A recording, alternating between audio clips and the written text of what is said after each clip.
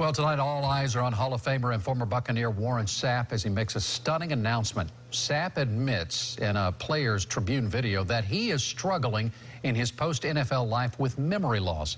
He says he plans to donate his brain to the Concussion Legacy Foundation. I just can't remember anymore like I used to. It's the most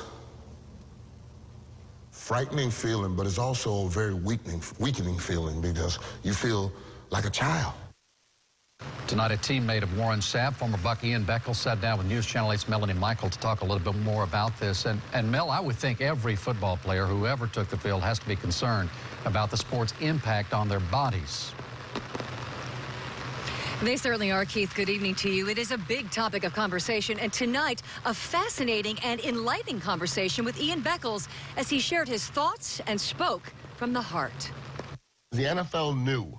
The NFL's known since the 80s what concussions do to people, and they've hidden it the whole time. Former Buccaneer Ian Beckles talked openly and honestly about concussions in the NFL.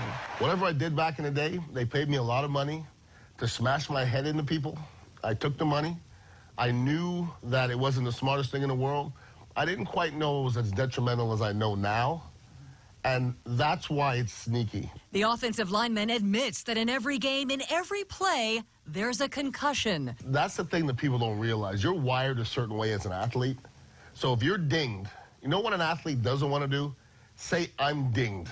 Beckles watched the video of his former teammate Warren Sapp and is glad to see this kind of conversation is becoming mainstream. There's no way any of us want to really admit that we can't remember how to get home or a grocery list that the wife has given us. I feel myself at times, now having to use my reminders in my phone. But the biggest fear for Ian Beckles? He says he's afraid the NFL will never admit just how bad concussions really are. And the NFL's at a point where they still haven't admitted that numerous concussions is going to be detrimental later on in your life. I think it's about time for them to admit that.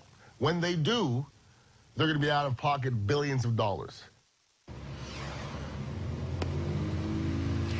So tonight, a big thank you to Ian Beckles for really sharing some perspective on this. And he tells us that his biggest fear, again, the NFL not coming clean in the end. And he wishes he knew then what he knows now about concussions. He is incredibly grateful for his career in the NFL. But again, Keith, this is a big topic of conversation for so many athletes out there, including Beckles. And he has an examination coming up in August when it comes to concussions specifically. Melanie Michael live from Raymond James Stadium in the rain tonight. Thank you, Mel. And if you'd like to watch the entire